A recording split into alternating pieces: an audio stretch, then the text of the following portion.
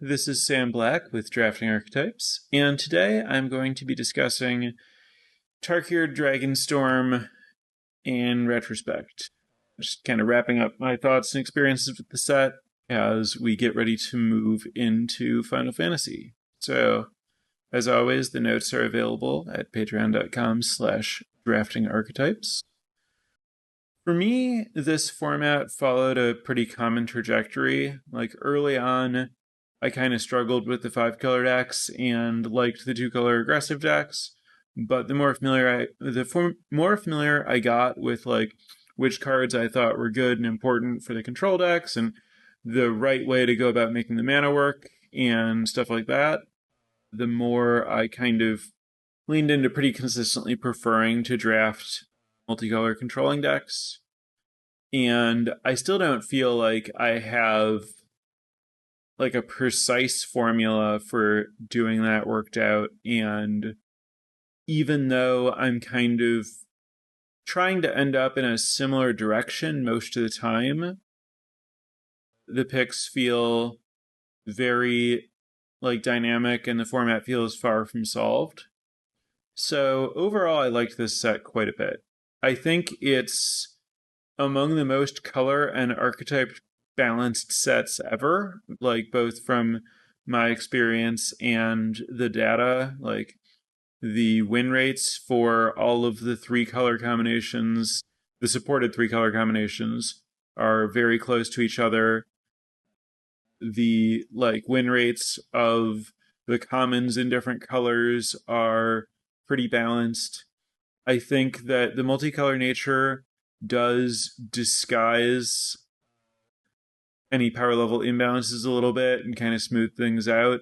But I think the balance is really good. I think black is probably the weakest color overall by a little bit, but I don't think that that matters too much. And I also think that the draft portion stays pretty consistently interesting throughout a draft by offering a lot of spots where you can pivot into and out of additional colors based on like what you're seeing and when you see a powerful card that you might be able to splash. And because of that, there's like a lot of different ways that you can go about prioritizing or valuing the like potential offered by various like splash enablers or color fixers or whatever. And so I think that the like draft experience has been really good. The gameplay has been pretty good. The modality on the cards is nice in terms of, the omens and stuff. So pretty good there. I really like the way that the themes were pushed in 2-color pairs while the mechanics were based in 3-color groups. I think that that resulted in some really interesting strategic like permutations of the stuff that was happening. And overall, I thought the structure was extremely clever. The way that the mechanics overlapped to push the themes that they overlapped on, I thought was just like really well designed, like from first principles. I think that like the disciples were great. I liked them and just like kind of having more fixing in general to make sure that players could cast spells, especially when compared to the previous Tarkir that used morphs, so that people could like cast something. Oh, sorry, devotees, not disciples. Yeah. The previous Tarkir had like slightly worse mana, but then had morphs so that everyone could do something on turn 3. But I think that morphs are a little polarizing. I mostly don't like them. I don't like how, like, yeah, you can do something on turn 3, but it's like pretty below rate, and it's kind of boring when the thing everyone does on turn 3 is just like play a 2/2. And it puts like pretty real restrictions on the creature sizing of like all of the 2, 3, and 4 drops to like try to make 2/2s on 3 like relevant, but not like better than other, like not, you need to have like people get rewarded for playing a card that doesn't give them a thing to spend mana on to get more powerful later, but it needs to like the morphs that people are playing still need to be relevant, and it just like requires that all the rest of the design warp around it a lot, and I just don't think that like the play pattern or designs are all that interesting on morphs. Yeah, I agree, not to get sidetracked with chat too much, but I saw a comment that I agree with just now, that morphs also like create a lot of pressure to know the set so that you know what like a face down card might be, which is just another strike against them. So I like finding a way to get those out of the set, and I also like having access to better mana, and I thought that the devotees were a really good way to do that.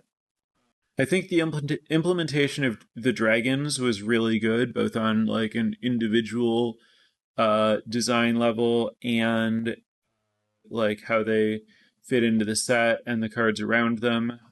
Like I felt like the dragons mattered and changed the way the set felt, but didn't like dominate. Like there were lots of games that weren't determined by dragons, and I thought there was a really good range of like, you can play no dragons, some dragons, many dragons, and it can scale pretty smoothly and all makes sense. And you can like have dragon synergies, and like those like they're not like overwhelming, but they are real. And like the dragons, primarily work with the exhales and the Dragonstorms.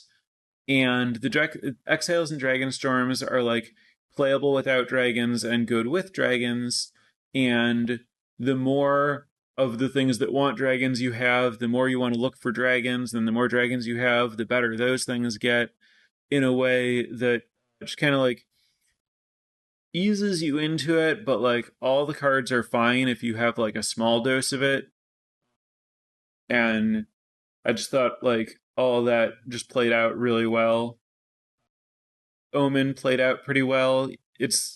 I think that people might have expected it to be like more significant than it was, with the templating being similar to Adventure, but the power level not being similar to Adventure might have created some like expectation mismatch.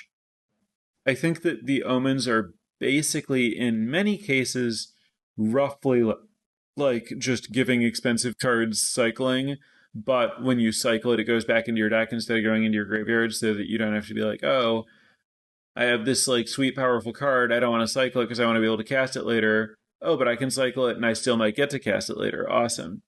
So I like that the like omens let you play more dragons than you otherwise could without completely destroying your curve, and weren't like overwhelming. Like the Adventure is just a hard mechanic to balance because it's so strong to just get a free card off of your card, where Omen was more like just a curve smoothing mechanic basically. But I thought all of that was very good. I also really liked that among the aggressive decks, they had like meaningfully different identities and attacked in different ways. And the way that you wanted to defend against them was different. And it wasn't just like generic aggressive cards on a curve. Like they have, meaningful synergies and meaningful context. Like specifically the difference between like Boros and Golgari aggressive decks was really significant. And it wasn't like a big part of the set, but there was just enough ability to create some like value engines with graveyard shenanigans for me to have fun with. I don't know if it was a large part of like the normal person's experience, but that stuff definitely makes the set more fun for me, and I appreciated that there was like just enough of it to be able to mess around with pretty regularly, even if Jadecast Sentinel was a bit of a miss for me. I don't like regularly check in with a lot of other content creators, and didn't participate in the meeting that I often participate in with some other content creators during a set.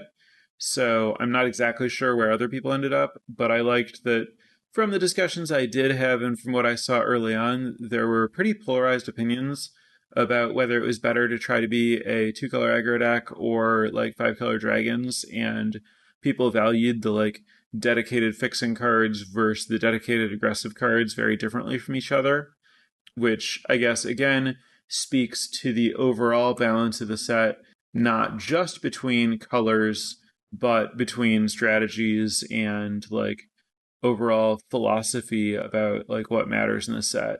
So yeah, I thought that this set was really well designed, very fun to play with, continued to be interesting for me throughout, even after I kind of settled into a preferred lane for myself. I think that in a way, the set's kind of so big and flexible in terms of like the possibility space that you can end up in because it's so balanced that I think that it probably leads many players to kind of develop like a style or like comfort zone or group of decks that they tend to end up in, which I don't think that says much about the set as much as it does about just like how people engage with like magic and learning. And I talk about how a lot of magic is about like knowing a local maxima. Like it's a lot easier to choose a space and build knowledge in that space and like learn how to draft that kind of thing well than it is to learn everything you could possibly know and like know how to compare the peak over here to a different peak over here. So you end up with this like kind of specialization that I think makes like talking to other people who have different specializations really interesting because everyone's going to have like pretty different perspectives on which cards are good after they've developed like pretty strong leanings about how to draft the kinds of decks they like. And I think that, this set was just like deep and balanced enough to really encourage a lot of that. So, yeah, really just limited at its finest, I think. I had really no big complaints. I don't think that there were any like format ruining uncommons or anything. Like there were plenty of strong uncommons, but it's kind of good that like the strongest uncommons were 3 colors and required the most work. They were like good enough and expensive enough to be splashable, which I think is probably a plus because it means that if they're too narrow, then the person who's in the lane when they're opened just kind of gets them for free. And here, you open one and it's strong, so you want to take it, but it like requires you to devote some more picks to it to make it work. And that ends up kind of like creating some trade-offs that means that your overall deck's not like as strong as it would be if, it had just gone to someone who like gets it for free 2 picks later. So really just good work by I think both the design and development teams. Like I think that the initial design that like presumably came up with the set structure in terms of like the mechanics and themes and the color pairs and how to deal with the dragons and stuff like that was great. And then the development in terms of fine tuning, balancing the colors was really good. I think that there were, some like color pairs where their identity showed through a little bit more. And, you could nitpick a little bit about some things, I guess, but, relative to realistic expectations and comparing to the success of other sets in terms of executing on the intended limited themes, I think that this set just did really well across the board. So that's kind of my, big take on the set is just I think that it really succeeded at its goals and it was a really fun set. I'm still in a place with the set where I'm mostly drafting multicolor, like 4 or 5 colors. and generally trying to remember to prioritize removal despite my natural inclination to prioritize synergies and fixing. I like the common 2-for-1 type creatures like Anok Wayfarer and Sib Sigaprazor and Salt Road Pack Beast. I think all those are really strong, but not problematic strong the way that we saw with like the Streets of New Capenna Cantrip Angel. I think that it's common for these like cantrip common creatures to be among the best commons, and there's nothing wrong with that. And they felt like good but not oppressive, and like they are a lot better in some decks than others, and having synergies with them mattered, and they didn't necessarily line up well against what everyone was doing and stuff, and really just like fit into everything pretty well. So a bit different than my normal episodes, of course, a little bit less strategic, a little bit less objective, although I, did point to some numbers to back up some claims in terms of balance and stuff like that. But as far as a wrap up goes, where I've already kind of covered how I'm drafting different things in previous weeks, these were my thoughts. So I'm going to turn it over to chat for additional discussion. I don't know exactly where we're going to go with this because, normally I'm like making some claims or offering some advice that there can be, desire for clarification or further explanation about how to do things that's maybe less present here. But yeah, we'll see what happens. So, chat, any questions or your own thoughts on the set as a whole? Also, as always, while I'm letting that happen, I would encourage anyone to check out patreon.com/draftingarchetypes to support the podcast, get access to coaching discounts, notes for the episodes, Patreon polls, and draft logs. So, let's see. As a player, the monuments were all incredibly good. From a game designer point of view, how do you evaluate the monuments? Good for the environment? Too good for the environment?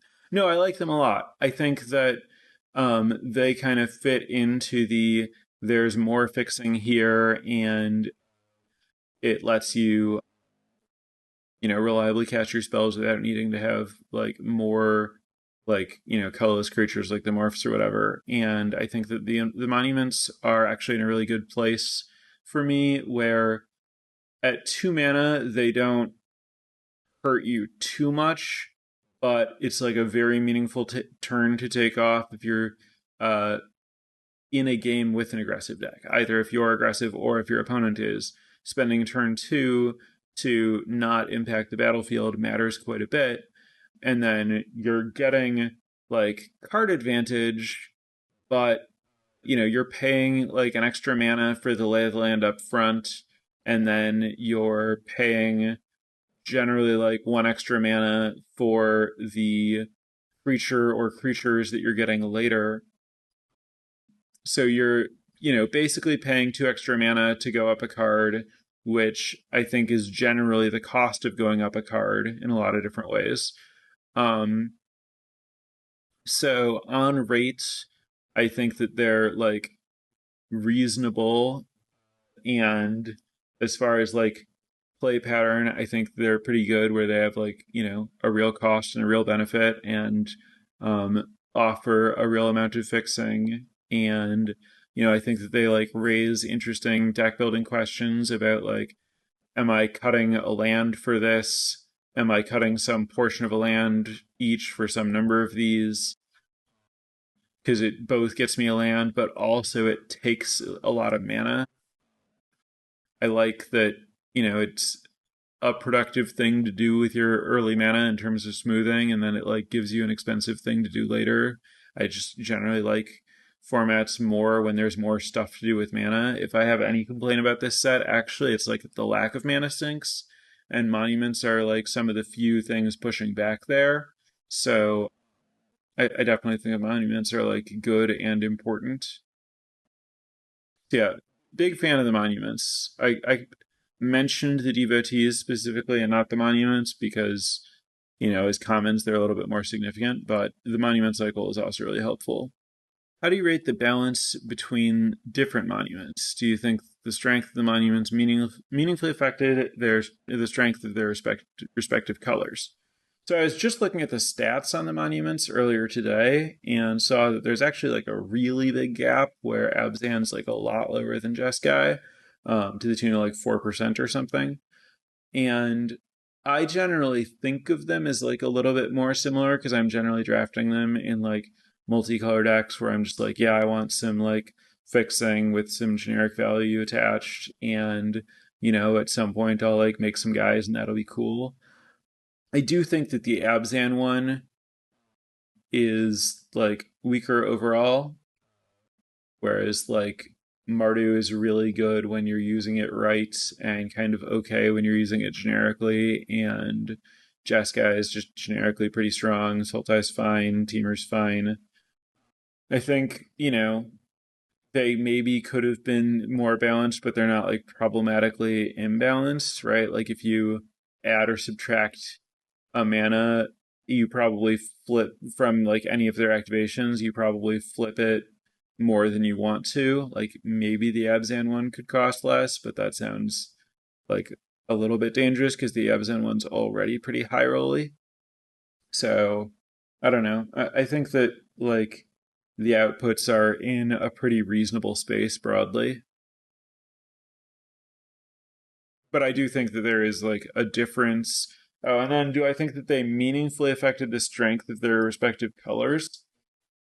I mean, I would say less than the gap in strength between like the other gold cards, probably. Like their baseline is more similar than the baseline between like the dragons or the like hybrid uncommon spells or whatever. Did you feel as though the format lost any of its nuance in draft when navigating open lanes? It was tough at times when I felt like I found a good path but wasn't rewarded with stronger cards. So many 5-color drafters at the table taking strong cards in any color.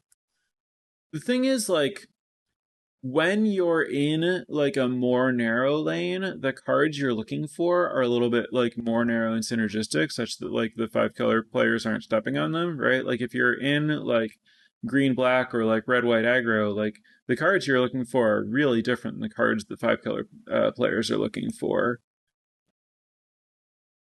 So I don't know. Like it's easy to believe that you're pointing to something real, but like overall to me the draft felt like, as I said, pretty like good and nuanced throughout. The only allied cards in the set were half of the dual land cycle. Do you think adding more support for allied or monocolored strategies would have led to a more varied draft experience, or would they just have been snapped up by the multicolor decks and taken away from the wedge focus? Asking because, despite my enjoyment of the format, there's always a large narrative about this being a 2-deck format with Boros versus Soup that I don't agree with. I also don't agree with it. I also think that like characterizing any deck that's like more than 3 colors as Soup is like reductive in a way that's like pretty unhelpful to trying to like actually understand things. And I get that like there's a push to do that, but I don't know why that's good or relevant. I think that having allied gold cards would muddy the set too much. Like there wouldn't be room for the like themes and structures to shine through the way that they do, and we'd end up in just kind of like, I don't know, like generic 5-color gold set. Like I assume that there's a reason that when gold sets are made, they almost always focus on some portion of available color combinations rather than like every single color combination. And I assume that it has to do with just like the amount of space required to support an archetype. And, having like the way that there's an uncommon cycle of two-colored enemy color cards, like you might be able to get away with a cycle of two-colored allied cards, but I think that it would definitely make things more soupy. I think that things just get kind of blurry if you try to like do that and try to support like, oh, I'm actually drafting a two-color aggro deck in this set that's not really designed for it. Like it might work to do that, but it would make the identity feel very distinctly non-Tarkirish, because I think it would lead to like the wedges being less of a thing. So I think that it was right not to do it. And I don't think that it would have changed or fixed the narrative about like Boros versus Soup. I think that it would have just expanded Soup in the estimations of people who are inclined to think about it in those terms. Can you speak to the quantity of fixing in the set? This is operating under the assumption that you can start with a set of 0 fixing to incentivize monocolor or clunky two-color decks. As you increase quantity of fixing in a card file, this set allows for more 2-color plus splash and distinct 3-color decks, and finally 4 to 5-color decks. I think that's reasonable. I am not someone who's spent enough time like analyzing set structure of various multicolor sets to have like really detailed opinions on like as fan or like number of cycles that result in like exact like different amounts of multicolor decks or anything. I do think that like power level of the fixing matters a lot, and the specific nature of the fixing matters a lot. Like there's a huge difference between like evolving wilds versus like City of Brass function very differently, even though it's kind of easiest to round them to approximately the same thing when you're drafting and thinking about your mana base. But once you start doing complicated stuff, especially with gold cards, the distinction becomes like more and more significant. So I guess what I'm saying is I didn't show up prepared to present like a thesis on what numbers are necessary or appropriate, but the vibes on the access to fixing in this set were pretty good for me. Like I've had some decks where I got pretty greedy about like taking good spells over lands and just kind of tried to figure it out with like the other mana fixing in the set, and that generally worked out like as well as I needed or could expect it to. I think you really want footholds for less experienced players in multicolored sets, same reason as they do the seeded packs at pre-release. That's probably true. I imagine some part of the seeded packs is to make deck building easier for newer players, where you just like say, yeah, give me the seeded teamer stuff, and then you can just go into it knowing that you're going to build teamer. I think some amount of that is like about flavor, kind of more like encouraging people to build a personal identity that connects with color group as like a fun thing for people to like get some more personal expression. But also I think like ease of access to sealed, which can be overwhelming for new players, is also a thing. I think that pre-release thing does both. Do you believe there are unexplored areas in the format regarding allied color decks as a base? I certainly haven't deeply explored it. I don't think that it's very promising space. I know that when I've looked at the stats for allied color decks, and especially 3-color arc decks like Grixis or Esper, the stats are quite bad.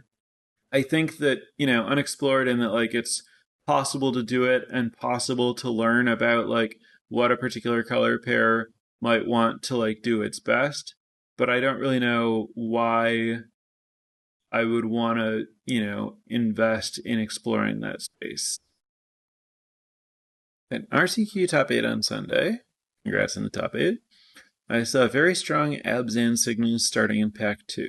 I wheeled Yathan Roadwatcher and an Armament Dragon, and passed a late Saga and Country Severance. I ended up base green, splashing everything off one of each basic, but I wondered if I should have pivoted to Abzan. Did I make a mistake, or was it correct for no one at the table to respect Abzan? Well, that is wildly unknowable, given that I don't know anything about what cards were pulling you into other colors. I think that it is not hard to imagine a situation where people open cards that give them strong incentives to like be a thing that has a color outside of Abzan, and so they don't switch into it, and some of the more dedicated Abzan cards don't find a home, while others end up getting splashed into deck with colors. All of that sounds not terribly unlikely and reasonably common. Are you at all concerned that the printing of omens continues a trend of deprioritizing paper magic due to the shuffling? I'm of the opinion that the shuffling involved with the omens isn't that big of a deal. I get that players shuffle a lot when they shuffle, but like because there's not a search attached to the omens outside of the one that's finding a basic land, if you don't know the order of your library, you don't really need to like shuffle it that much. You just need to shuffle it enough that you have no idea where the omen is. And like a lot of what takes time with like searching cards is the part where you're looking through your deck to find a specific card rather than the part where you're randomizing after. I think like, you know, a couple quick shuffles and a cut is more than sufficient to like randomize after resolving an omen, and it doesn't like need to hurt that much in paper. And I say this as someone who is like radically anti-searching. Like I think fetch lands are like the worst thing to ever happen to paper magic, and that like searching should be absolutely minimized to avoid like loading screens in paper. I think the omens are like appreciably cheaper than like other search effects in terms of like time cost. Yeah, another point is like you shuffle after doing the thing, as opposed to like when people search, they're often searching for a thing that they then want to use, and they often like want to physically have the thing to like take the next step. Whereas like the shuffling with omens, it's pretty easy to do that shuffling while their gameplay is happening. The time factor is the main thing, but there's also the concern that a chunk of paper cheats occur during shuffling. Again, I think that those cheats are enabled by looking at your deck, which like you shouldn't be doing at any part of resolving one of these omens, right? Like when you search and then shuffle, you can like look at a card and find it and track it through the deck to try to like get it like on top or whatever. But like if you just have your deck face down, put an omen on top of it, shuffle it face down and give it to your opponent, it should be appreciably harder to cheat than like shuffle cheating while you're searching. I'm not super concerned about like policing cheating as a major strike against support for paper magic. Outside of like, you know, things that hurt the judge program and stuff like that. But like from a card design standpoint, like we're getting kind of weird here. Flurries seem to work out better than OTG is it, despite the lack of plot support. Thoughts on why? I would guess it's that I haven't thought about this at all before, but I would guess that it's that like plot is a very good enabler for it in a way that allows you to have like doing the thing be more like mandatory. Like this card is like very bad if you can't double spell with it and good if you can, where I think that the payoffs were a little like smoother. Like the card wasn't that different based on whether or not the flurry happened. And so like there's just a like a narrower band of flex in power level, but I'm not sure about that. It's also possible that like plot being the way to support it isn't great because it's like actually pretty costly to invest mana in not doing anything right now. All right. I think that's going to cover Drafting Archetypes look at Tarkir Dragonstorm. So thanks for tuning in. Thank you very much, chat, for the discussion. And next week, I believe we will get to start thinking about Final Fantasy. There's a very reasonable question about whether the podcast will be on Thursday next week. And I don't know that for sure. Anyway, have a good week, and I will be back as soon as I can with coverage on early Final Fantasy stuff. Bye for now. Prepare for light speed.